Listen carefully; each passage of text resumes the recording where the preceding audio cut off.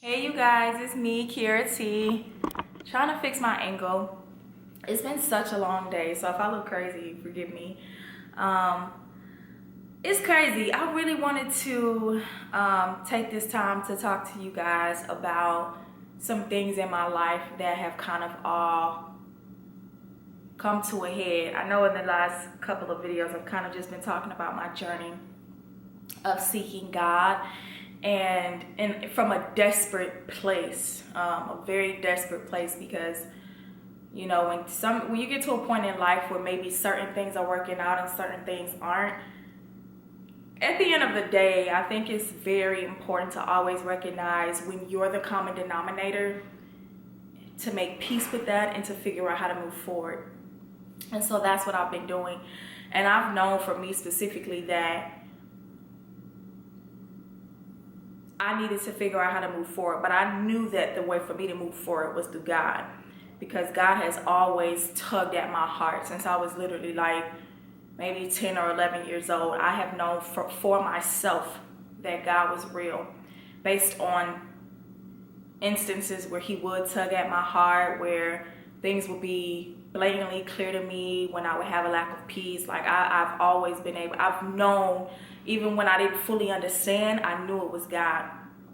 And so one thing I want to talk about today specifically is kind of like my overall relationship in my life with men. And I don't mean men that I've dated, but I mean men like in my family. And I really hope that none of the men in my family ever see this video, because I would never want it to come off as if I was saying anything that they didn't like.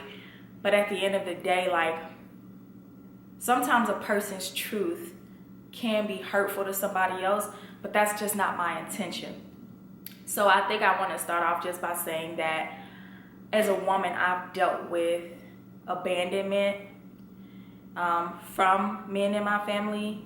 I've dealt with rejection from the men in my family, and I have dealt with this realization very recently of just coming to terms with the fact that I have never ever felt protected by any men or any man in my family. I do have one uncle who I probably talk to the least and I see the least. He was my favorite aunt's husband. He's not even actually my uncle by blood. He's my uncle through marriage, but he's been there since I was a diaper, so he's my uncle. Like when I'm around him, even though he kind of drives me crazy sometimes because he's very unfiltered and he can be really rude and abrupt, but I've always felt protected around him because he's a very like stern type of guy, and but I'm also not around him a lot, so it's like even if I felt protected by him, because I'm not around him as much, the experience and the encounters and the opportunities for me to feel protected as a woman, they just were kind of few and far between, I guess is what I'm saying. And I'm gonna choose my words carefully, because I don't want to in any way make it seem like I don't have good, great men in my family. I do.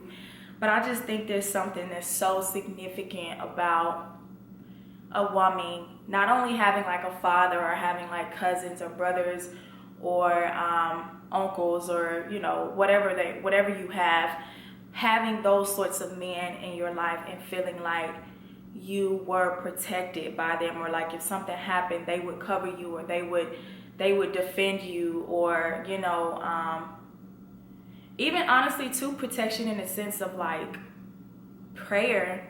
You know, I remember when I was a little girl, we moved to Arkansas, and we were in Arkansas I think from like 3rd grade to 10th grade.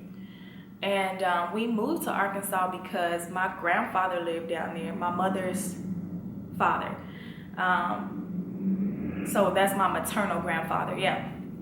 So we were so cool with him. Like we were so cool with him. He would always like pick us up. He would buy us things, and beyond that, he would spend a lot of time with us. And that was up until he passed away.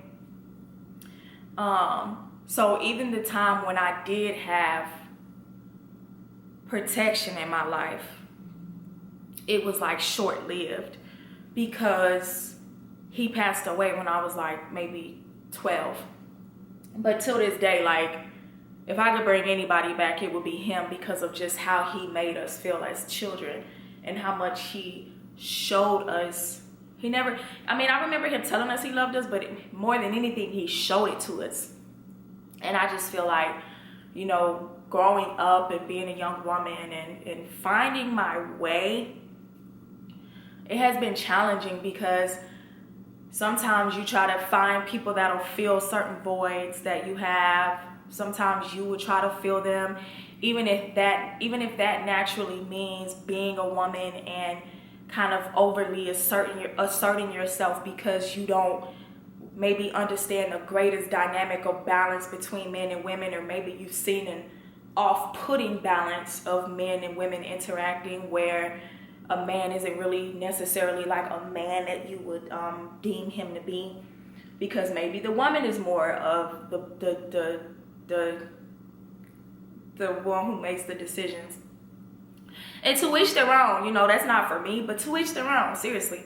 But yeah, I think that because of the lack of protection that I felt, and I'm not even gonna start like picking specific people apart, like in my family, but I can literally throw 99.9% of them together and just say this has just been my experience.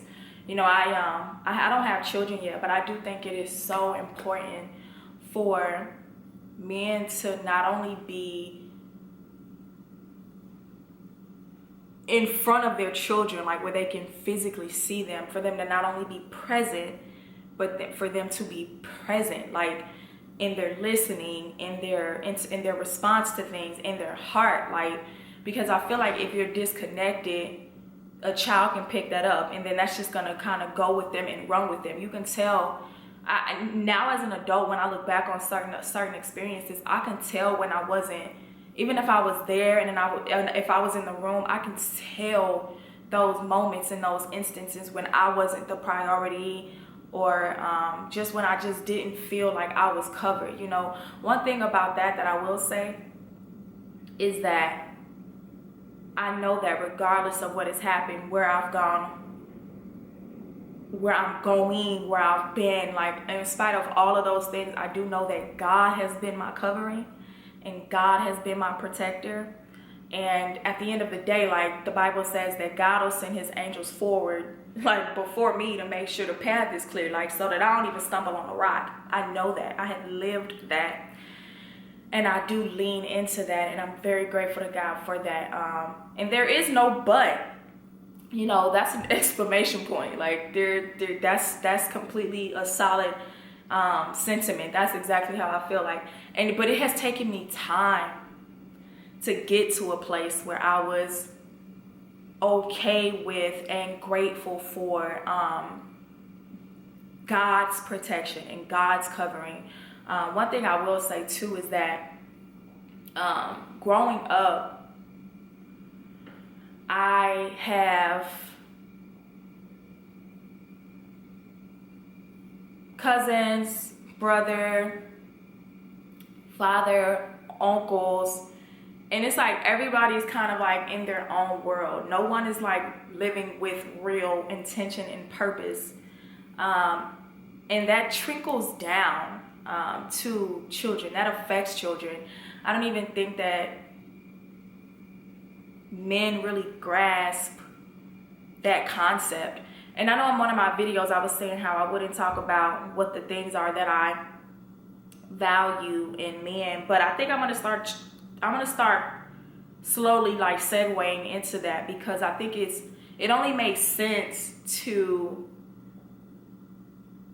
talk about those things, because the very things that I pray about for my husband and that I ask God for specifically and diligently are the very things that I have lacked in my life, in all of my male relationships with family.